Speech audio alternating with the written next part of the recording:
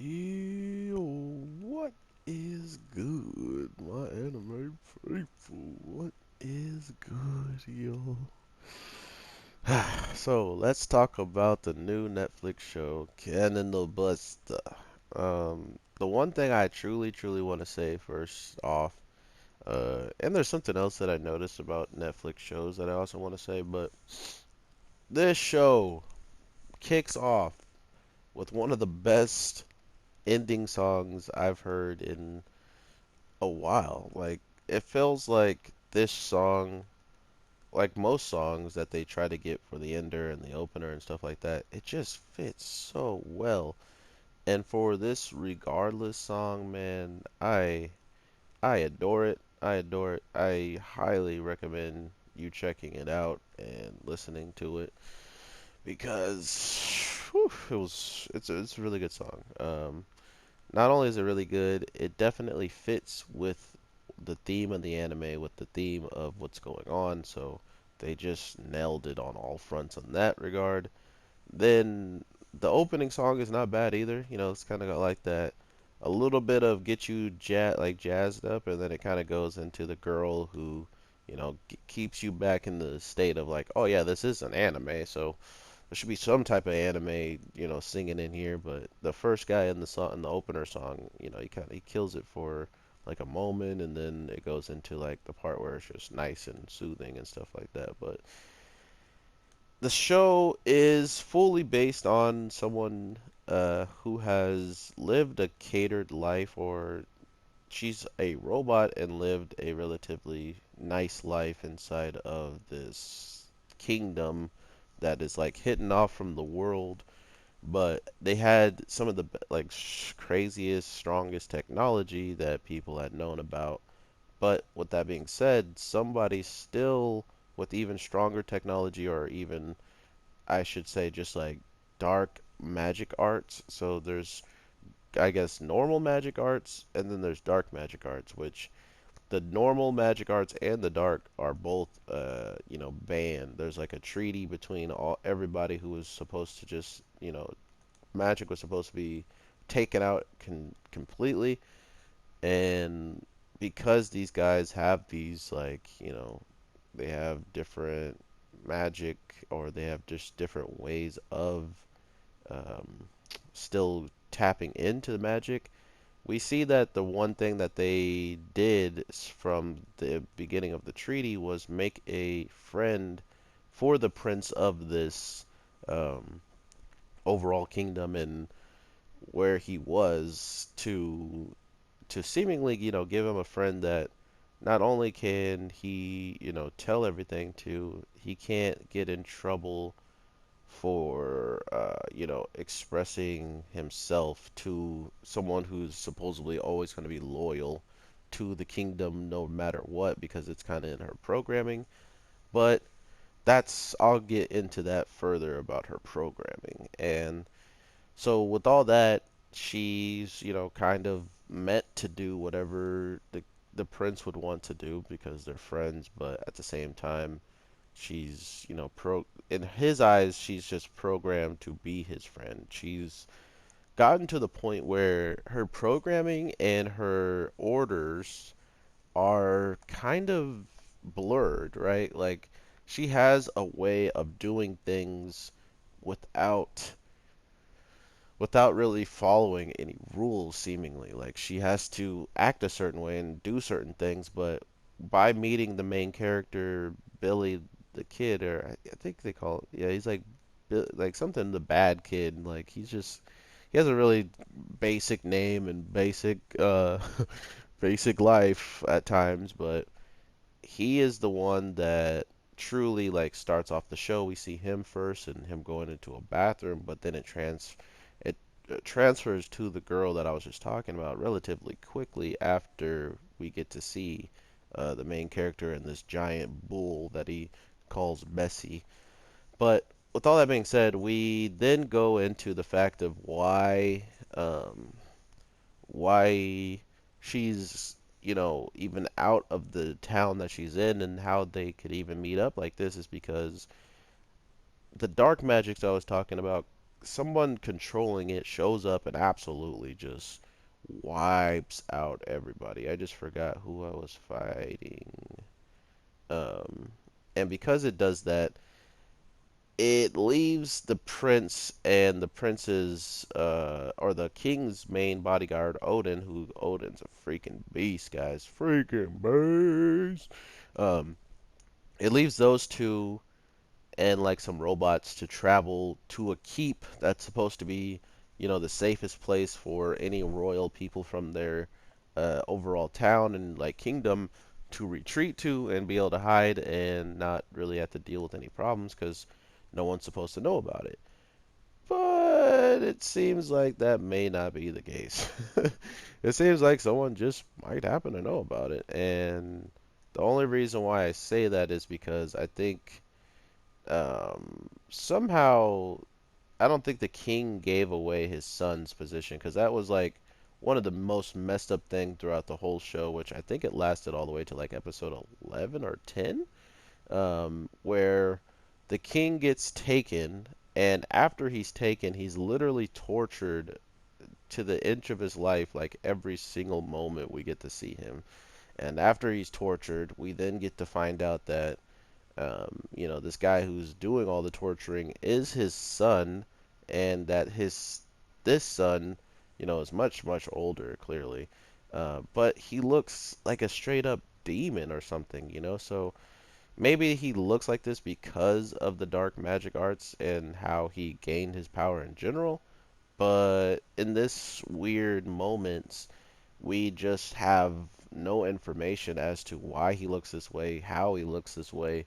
We got a king who had a normal son, but the thing that the guy was mad about, his first son was mad about, is the fact that he left the mother and the son to defend for themselves, supposedly, and after leaving them, he then starts a new family and gives everything, his riches and all that stuff in the kingdom, over to this newborn kid, and that's about as much as we know about the king's relationship with this person that straight up breaks his neck after like episode 9 or 10 of just torturing him for like 8 episodes, 7 episodes straight. So it's really dark, and I didn't expect it, but I mean, when I saw it was rated M for mature, I was hoping there would be like some stuff like this because a lot of shows that are out nowadays are lacking the potential of going all the way out. Like, there's so much you can do in anime that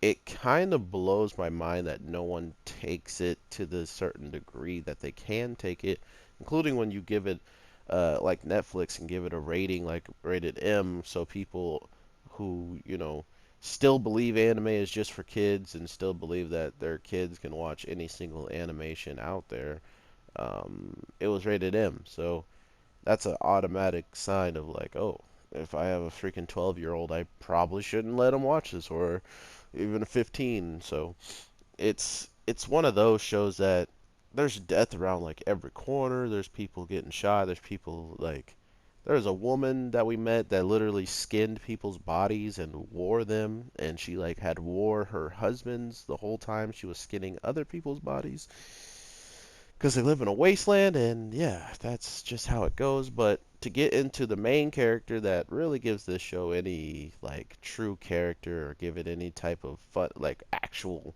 real comedy and real action, well, I guess the main girl is some of the main action too, but the person who literally gets in the most trouble and gets like beat to crap is our main guy, Billy, who straight up, bless his heart, bless his heart, man, but he didn't know what the heck he was getting himself into bringing these two girls along, is what the show wants you to believe throughout the first, like, couple of episodes. Like, he has no real good reason to be with these women. He has no real good reason to be, um, taking them along, but because he is taking them along and he gets to his goal with them, we find out his goal is literally to take out the prince and to shoot him for what he has done to his village. But then thinking on it, he pretty much finds out that this prince has lost everything. He's just like you. He's a kid in this big world of craziness. This world is like cowboys met cyberpunk because literally they're using only revolvers and stuff like that. But these revolvers either shoot out like blue beams of light and stuff, and then you got a girl who had a scorpion tail that attached to her body that she can control. You had a guy with like four robot legs that would only be two legs at first, but it stretches out to four, like breaks out into four. Like it was really cool designs of these characters, like a guy with a complete cannon as an arm. And so we find out that all those people that I just talk about are like these bounty hunters that were actually hunting for the main character and trying to get the bounty on his head. We find out that those people with those types of crazy like limbs and stuff like that, who were pretty crazy the first time we see them. I think it was like the first episode, right? Um, and we're like, man, like these guys are ruthless. They're just taking out every single person they see. But then then the one thing that gave it away for me that these guys were probably going to stay is they're shooting people in the stomach. They're shooting people, that have already kind of gave up their information. Like, hey, I'm not that person because look, that's the person right there. They just shot that guy who they had a misunderstanding with. They were taking out everybody in the whole entire stuff, and then we come to find out that because Billy and the main girl who's got abandoned, so the girl, uh, I think her name was Sarah, or like I don't know why I'm drawing a blank right now, but the girl who is the one that was with the prince and programmed to be friends with the prince and programmed to practically just be around him and be his friend, didn't know what her other designs were in her body. Like she has much more stuff going on, and she just didn't honestly know because every time she goes into these modes, every time she actually winds up using any of these abilities that she has and didn't even know about, it wound up showing us that she comes back too and she doesn't know, just she's like, what happened? Like, oh, you, because she literally is the reason why the show is called what it's called. She is the Cannon Buster, and once you become friends with her, she will protect you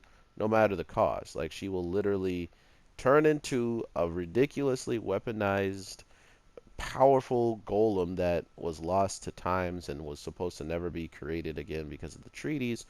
But the king making this girl for her son to protect him pretty much broke all those rules of, hey, you can't dabble with this magic, you can't use it, no one's supposed to be able to use it. And what does he do? He uses it to make a friend for his uh, son. But now that whoever's programmed as a friend in there and you're in any type of danger, she turns into the cannon buster that literally is the strongest thing out there. Like it's the thing that's supposed to turn the tides of practically any battle. And I think we see about six separate transformations that this girl can take in her cannon busters. So not only does she a cannon buster that can literally destroy practically every single thing, but everything that transpires to make her friend get into danger, the range that they are from the danger to like save them, and then maybe like the threat level of how threatening the thing is all different things that are taken into consideration when she changes into her cannon buster forms. And I thought that was probably one of the coolest parts is how many different times she changes, but every time she changed, she never was the same form, I believe, besides maybe once. And then after she did that one form, she wind up even transforming even like further and beyond. So it just goes to show you that not only did they have a way to, um, you know, hide the fact that they had this magic away from everybody and that no one's supposed to be using it, and they put it in this girl who's like the nicest person in the whole entire show you'll ever see. It definitely is something that is the cool part of this show is how nice she is and all that, but as soon as you threaten one of her friends, she literally has no remorse for you and will destroy you, which we even saw towards the end of the show where our main guy now, let's talk about him. His past is that when supposedly a village or like his home was attacked. We saw in the past because this guy who literally was a magician and kind of like lost himself to the power and kind of like his body, skin and bones and stuff kind of like just dissipated and he became complete magic. Because he became complete magic, he needed to drain people of their life force to stay alive and to get stronger, supposedly. So he does all that and finds out that, oh man, like this person that I'm draining the life from literally can't die because every single number on this guy's body, which is probably one of the things people notice the first, that because that's like how Netflix kind of introduces it, not introduces it, but it's kind of like how Netflix puts out the covering and stuff like that, is mainly focused on the dude with all the tattoos and the numbers. And I think he's definitely important and he's definitely cool and stuff, but he's doesn't feel like the main character towards the end of it all when it comes down to the prince and the robot girl and just how powerful their story is compared to just the guy going out for revenge, which if you like Trigun, if you like Cowboy Bebop, it has one moment of Seven Deadly Sin of a guy named Bond who like every time he gets into fights because he's immortal, he would just like lose his clothing because people would chop him up, shoot him up, blast him up, and his clothes would be completely tattered and broken. And they pull one of those in the first episode with our main character getting blasted in his stomach. The guy with the tattoos gets shot in his stomach, loses a life because every time he dies, he literally has numbers all over his body to the part where cause. So if he got shot in the head, a number on his like face somewhere would change. But since he got shot in his stomach,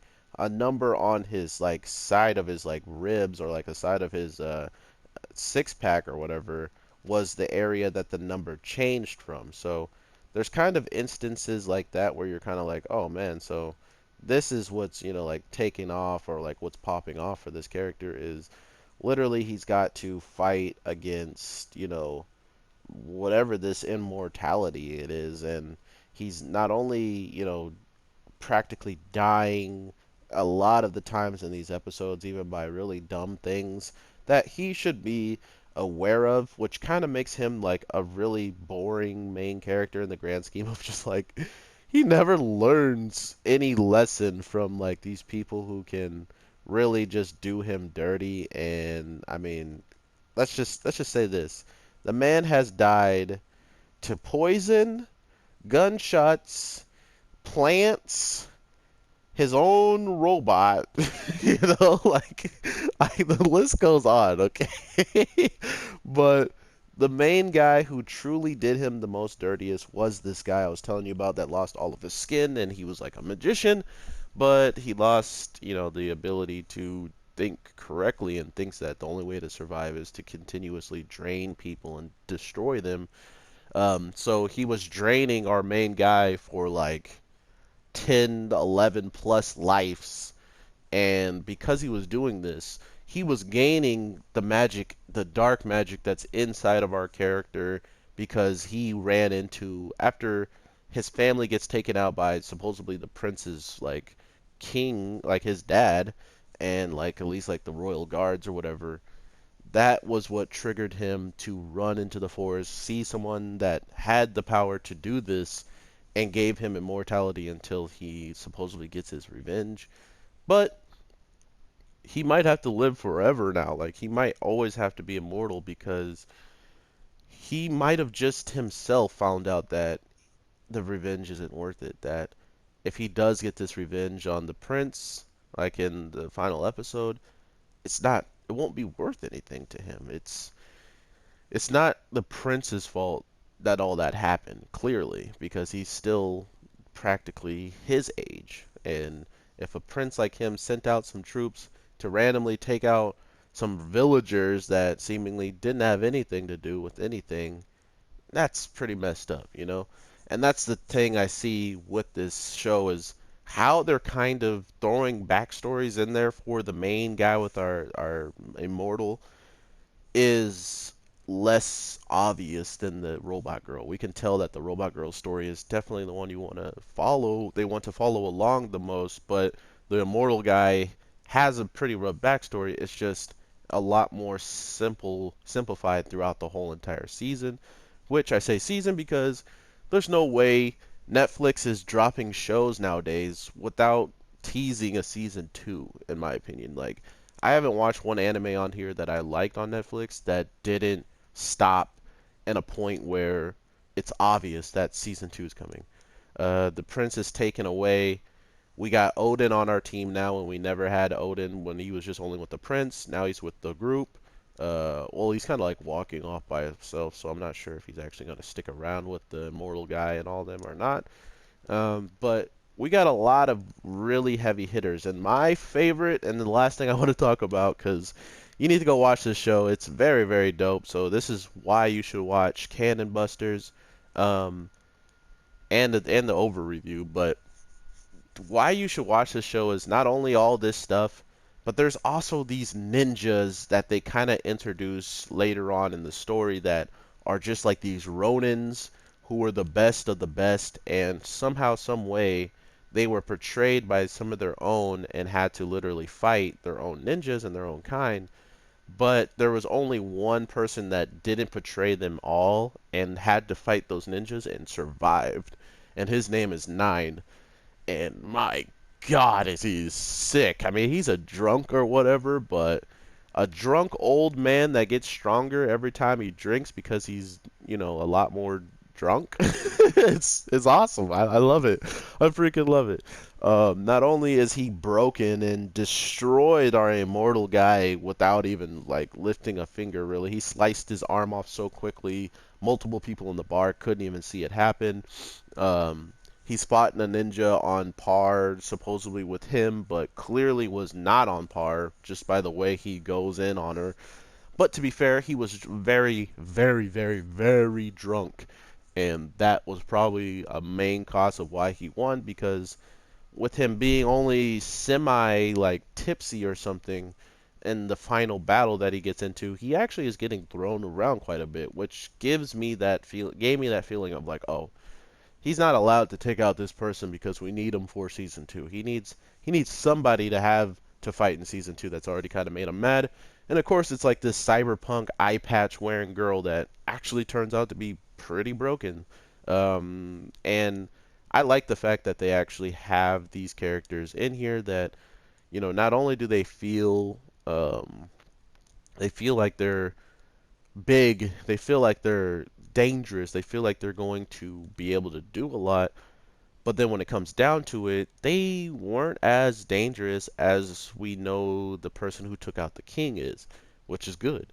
You shouldn't have them seem like they could take out the bad guy of all bad guys when really there's one that, he's so powerful they should all be uh, scared to even have to know this man with the dark magic. So it ends with the prince, like I said, the prince getting taken away and everybody kind of being together. That wasn't the prince is the only one that kind of just gets separated from all these people we met throughout this time till now. um, but to see the guy who is who pretty much has the immortal tattoos and stuff not really have that much of a cool story to be going after. Like, I want revenge for my family that was murdered in front of me, and I sold my soul to be immortal to do it. And then we find someone else that's also immortal in the show named JoJo.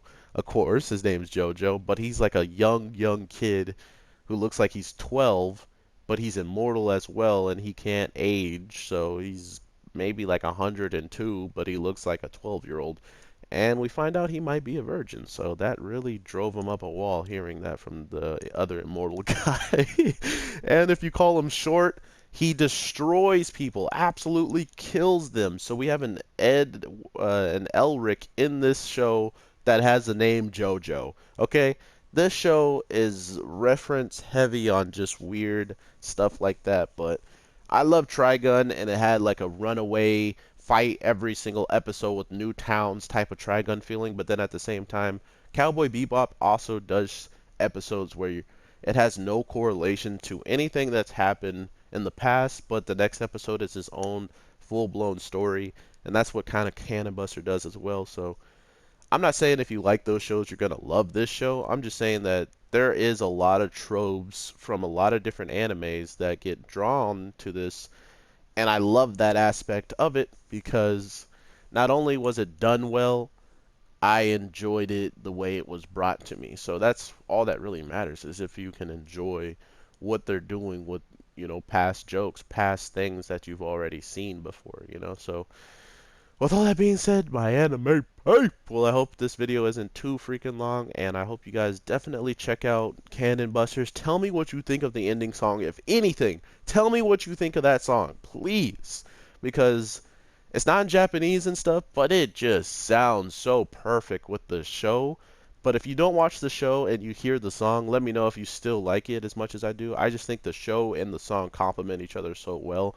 And the song's really short, so I'm going to have to find a extended version of it somewhere. But with all that being said, thank you guys so much for the support. I'll probably drop one more video later tonight, so if you're looking forward to that, it's going to be on the person looking for a Cinderella. So yeah, with all that being said, peace out though.